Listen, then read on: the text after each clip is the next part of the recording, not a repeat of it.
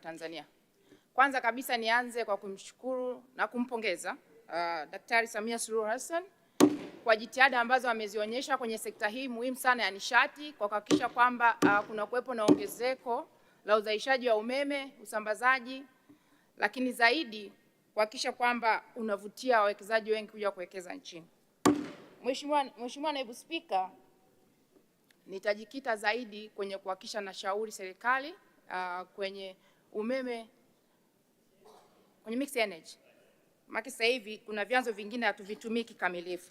Mheshimiwa Naibu Spika, ni lazima tukubali kwamba sasa hivi kasi ya uchumi Tanzania umekuwa. Kuna uzalishaji mkubwa sana na miradi mikubwa mingi ya kimkakati. Mathalan, tuna mradi wa kimkakati wa Liganga, chuma cha Liganga na Mchuchuma.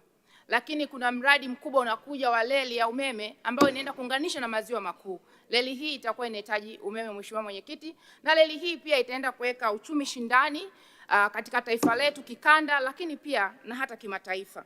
Lakini pia Mheshimiwa Mwenyekiti, tunatambua tuna wawekezaji wengi tumewavutia kuja Tanzania kwenye viwanda, sekta ya kilimo, ufugaji na uzalishaji mbalimbali ambao utahitaji umeme toshelezi wa uhakika na wa bei nafuu. Mheshimiwa Mwenyekiti, Mheshimiwa Naibu Spika, baada ya kuyasema hayo, nitapenda sasa kujielekeza kwenye kuangalia uhalisia rasilimali ambazo tumejaliwa na Mwenyezi Mungu. Kwa sasa hivi tunazalisha megawati 4,075 4,300 something like that.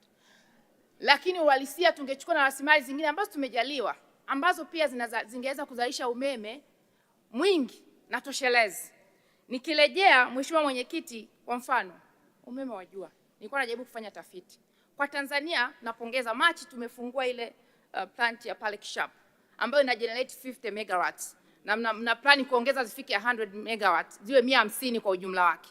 Lakini kwa jinsi tulivyojaliwa na Mwenyezi Mungu, umeme wa jua, sisi majira huku Tanzania tunapata jua kwa muda mwingi sana, na tungeweza kutumia umeme wa jua, pamoja na kwamba inawezekana ikawa na initial investment cost ikawa kubwa, lakini tukishawekeza tunapata umeme mwingi na uhakika. Mheshimiwa Naibu Spika, nijaribu kufanya katafiti tu kadogo kwa ukanda wetu wa SADC, Afrika, lakini na nchi zingine.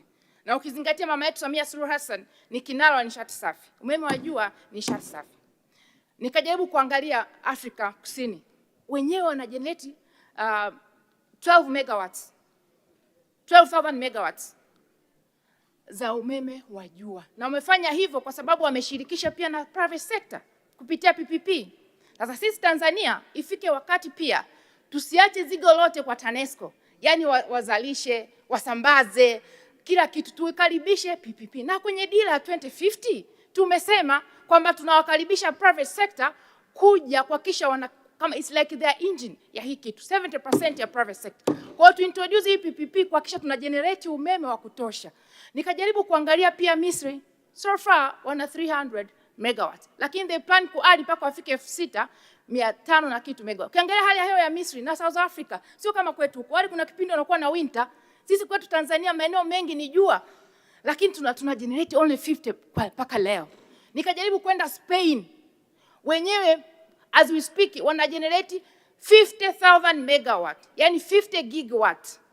Na mwaka jana tu wali generate 8,700 megawatt. Sasa Spain inapo kiangalia majira yake na kwetu, kwa kweli Mheshimiwa Naibu Spika, it's a high time wafanye tafiti, serikali ifanye tafiti ya kina kama ni kuweza kuchukua hata mikopo. Na bahati nzuri the president ana political will ya kuhakikisha anawekeza huku. Tutumie nyakati za awamu ya 6 kuhakikisha watendaji ambao mmedhaminiwa, Mheshimiwa Naibu Waziri, waziri, naibu waziri na watendaji wa sekta hii, kwanza tunawapongeza, you have been doing vizuri kabisa, lakini tutumie hizo alternative source kuhakikisha kwamba tunajadilishia tuweze kufika mbali zaidi, tuweze kuhakikisha kwamba hizi shughuli zote na miradi ya kimkakati ambayo tunaiweka ina peak bila kupata kikwazo chochote. Kwa hiyo ilikuwa ni la kwanza. Tufanye tafiti za kina, tupeleke wataalamu wetu wajifunze kwenye hizi miradi, kwa sababu inawezekana kuchukua expert kutoka nje ni expensive, lakini pia tutafute source hiyo private sector, na kama kuna grants zote zinapatikana tuwekeze hapa. Hiyo kusema kwamba 152 tuna relax hapo sio vizuri. Lakini kaangalia pia Mheshimiwa Naibu Spika kwenye joto ardhi, the geothermal. Na nyewe tumebarikiwa sana. Kwa Tanzania nimejaribu kuangalia maeneo 50 yana hii geothermal. Takriban mikoa 16. Lakini mpaka sasa hivi, pamoja na kwamba mmeanza kule kwa mwaka huu wa fedha 26-27 kule Mbeya si na wapi, ambapo tunatarajia kugenerate 30 megawatts na mpaka kufikia 130 megawatts by 2030 I think. Hizi ni ndogo sana Mheshimiwa Naibu Spika. Nimejaribu kuangalia tu nchi jirani ya Kenya. By now wanajenerate almost 1 gigawatt ya geothermal. Sisi ukiangalia maeneo tunayo ni mengi sana. Na they are target by 2030, sisi tunasema 130 megawatts. Wenzetu Kenya, they are targeting kugenerate 10,000 megawatts. Kwa maana 10 gigawatts. 10,000 megawatts ni mara 2 ya umeme ambao tuko hapa. Mara 2 na zaidi ya umeme ambao tuko nao sisi Tanzania. Na ukizingatia tulivyobarikiwa sisi, tunatakiwa tutumie hii rasilimali ambayo Mwenyezi Mungu ametubariki. Tulitakiwa sasa hivi tunazungumza, tuna zaidi hata ya megawatts 20,000 ukiangalia hizi source. Kwa naomba sana Mheshimiwa Waziri na wataalamu wako, twende na hii kasi ya mama ambayo kwa kweli na hiyo political will. Tuhakikishe tuna exhaust hapa. Hiyo 130 by 2030 is a peanut. Hebu mwende mrevisit. Tuone ni njia gani zingine ambazo tunaweza tukatumia kwa hata kuwavutia au private sector. Tupush. Wenzetu Kenya sio ni source ngapi tulizoambiwa wako nazo, lakini they are targeting by 2030 10,000 megawatts. Lakini pia nikija Mheshimiwa Mwenyekiti, tumeona hii crisis ya mafuta na usalama wa nchi yetu na nini, a lot of cryo, lakini tunaweza tukajiondoa kabisa kutegemea hii mafuta na petroli, diesel and the like. Tumebarikiwa madini ya graphite, nickel, phosphate, lithium. Haya madini pamoja kwamba serikali inatambua, ameweka jitihada kubwa sana kuvutia wawekezaji kuja hapa, lakini as we speak tumefanya tukiyasafirisha kama malighafi tu, kama makinikia kwenda nje. Nchi za Ulaya na Asia wana benefit madini yetu from Africa. Wao wanatengeneza betri kule, wanatengeneza betri ambazo zinakuja kutumika kuhifadhi hata umeme kama unatumia jua au hiyo geothermal, mengine yanatumika kwenye magari. Isi high time kwetu.